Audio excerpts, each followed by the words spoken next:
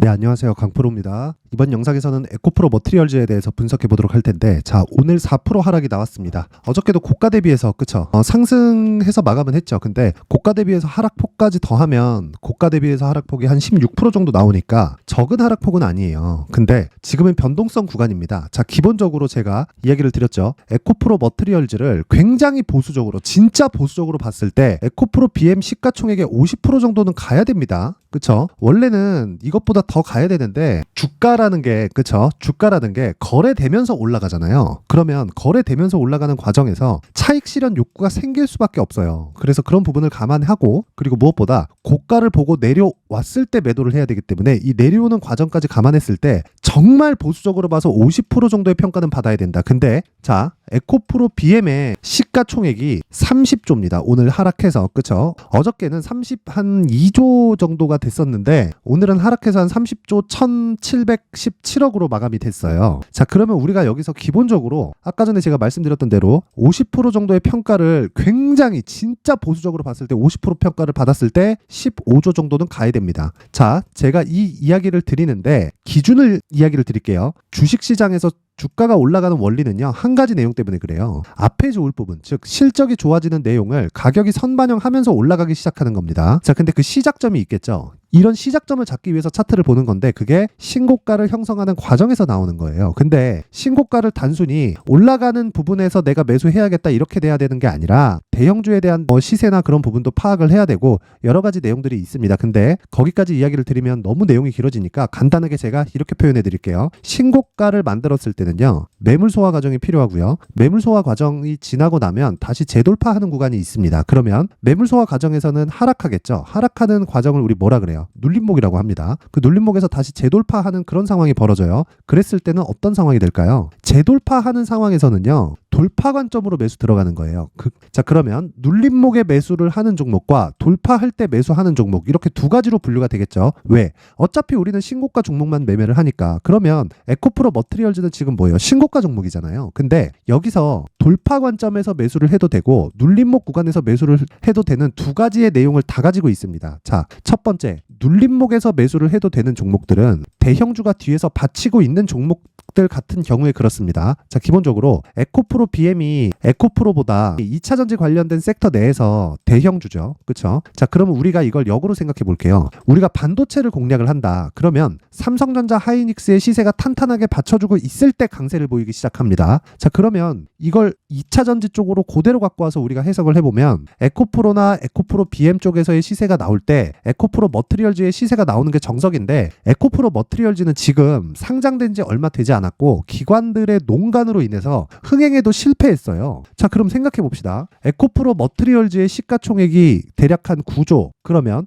상장 시점의 시가총액이 한 3조 원대. 근데 이때 당시에도 에코프로 BM의 시가총액은 20조 원대. 자, 그러면 거의 한 계산하기 쉽게 한 10분의 1 정도 받고 있다. 한 9분의 1 정도 받고 있다. 요 정도잖아요. 이게 자체가 이 말이 안 된다는 겁니다. 자, 다시 말씀드립니다. 주가가 올라가는 데는 앞에 좋을 부분을 가격이 먼저 반영하면서 올라가는 거고, 올라가는 과정에서 신고가를 만드는 구간이 있고요. 신고가를 만들었을 때는 우리가 가격을 체크해서 매수하는데 거기서 돌파와 눌림목 관점으로 공략을 하는 거다. 근데 지금은 차익 실현 매물에 대한 압박을 받고 있는 겁니다. 근데 그런 과정에서 에코프로 BM이나 에코프로 쪽으로 공매도가 원체 많이 발생을 하고, 지금 공매도가 금지되어 있는 상황에서도 공매도에 대한 이 포지션 자체를 기관들이 안 풀고 있어요. 그 내용을, 자, 제가 요 내용을 제가 정면에서 반박해서 이야기를 해드릴게요. 자, 보세요. 에코프로 BM 기존 중장기 실적 전망 유지, 그쵸? 목표 주가 27만원 홀드, 그쵸? 자, 이게 왜 이런 이야기를 하냐면 이게 엄청 잘못된 이야기인 게, 자, 보세요. 뭐 중요한 내용만 딱 체크하겠습니다. 자,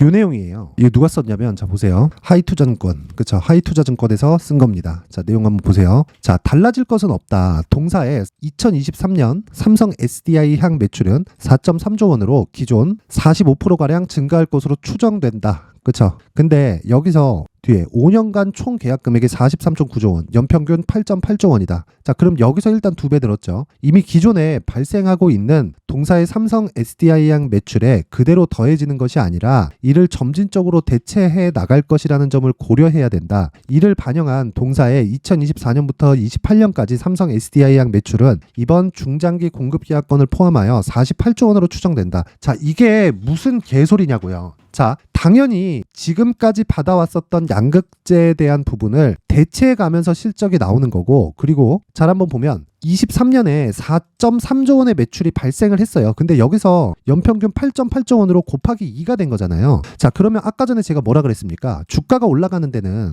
앞에 좋을 부분을 반영하면서 주가가 올라간다 그랬죠. 그러면 에코프로 머티리얼즈는 아직까지는 상장된 지 얼마 안 됐으니까, 자, 에코프로 BM을 한번 볼게요. 여기 7월 달에 있었던 건 기준이 삼성 SDI 쪽으로 들어가는 매출이, 그쵸? 예상치를 기준해서 앞으로 나올 수 있는 부분을 다시 예상을 하는 거잖아요. 주가는 거기에 선반영하는 거고. 자, 그러면 여기 58만 원대 주가는요, 3조에서 4조 정도의 매출을 기준해서 형성된 주가예요. 근데 지금은, 그쵸? 여기서 곱하기 2를 잡아야 된다고요. 자, 이게 시장의 평가입니다. 자, 이 사람은 자기가 평가하고 있죠. 동사의 23년 삼성 SDI 향 매출은 4.3조 원으로 전년 대비 45%가량 증가할 것으로 추정된다. 올해 전방 수요가 상당히 부진했던 파워툴 향을 제외할 경우 EV나 ESS 향으로 공급되는 양극재 매출은 3.5조 원 규모로 예상된다. 그러면 여기서 43.9조 원짜리 5년짜리 계약을 더했으니까 곱하기 2를 하는 게 맞습니다. 근데 이걸로 인해서 주가가 움직이는 게 아니라 기준치가 바뀌면, 그쵸? 그 가격대가 바뀌는 과정이 발생을 한다고요. 그 부분에 대해서 이야기를 드리는 거고, 그런 과정에서 에코프로 BM의 평가치 자체가 늘어나면 늘어날수록 뭐가 됩니까? 에코프로 머티리얼즈에 대한 평가치도 늘어날 수밖에 없다. 그래서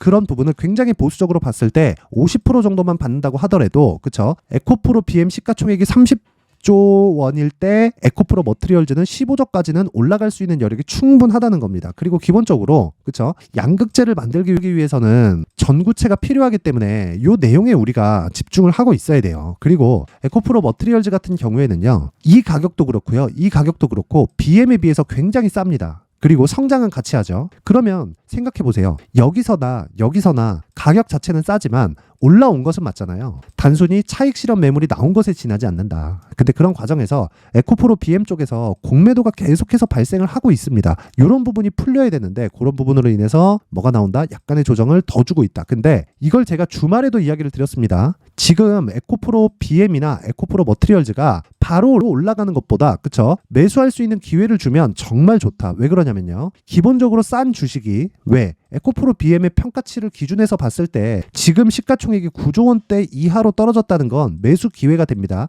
근데 여기서, 그쵸? 차익 매물에 대한 부분을 내가 어느 정도까지 나올지, 어느 정도에 대한 규모, 또는 상황이나 이런 부분을 정확하게 판단이 어렵잖아요. 그래서 내가 계속해서 가격을 체크해야 되는 거고, 그 가격을 체크하는 과정에서 2주 안에 내가 수익을 전환시킬 수 있는 상황을 만들어야 됩니다. 이런 부분을 반드시 기억하셔야 돼요. 자, 그래서 제가 에코프로 머티리얼즈의 가격 그리고 단기 보유 전략을 준비를 해왔는데, 이 내용을 제가 모두 무료로 공개를 하도록 하겠습니다. 이 내용 딱 가지고 가서 공매도 진짜 잡아 죽입시다, 같이. 자, 일단 구독과 좋아요 부탁드리고요. 영상 상단에 있는 전화번호로 숫자 3이라고 문자를 보내주시는 분들에 한해서만 제가 에코프로 머티리얼즈의 가격 그리고 단기 보유 전략을 공유해 드리도록 하겠습니다. 자, 항상 제가 이야기를 드려요. 주식시장에서 가장 중요한 건 가격을 얼마에 잡는지다. 근데 아무 종목이나 매수하면 안 되겠죠. 즉 신고가 종목을 매수해야 되고요. 신고가 종목에는 더 신뢰도가 높은 단단히 받쳐주는 뒤에 있는 대형주가 있어야 됩니다. 그쵸? 에코프로 머티리얼즈는 그런 부분을 정확하게 다 가지고 있고요. 무엇보다 신고가 구간에 가장 임박해 있고, 나오는 매물들도 단순히 나오는 차익 실현에 대한 매물이지 기대감이 없어져서 나오거나 지금 주가가 비싸서 나오거나 그런 부분이 아닙니다.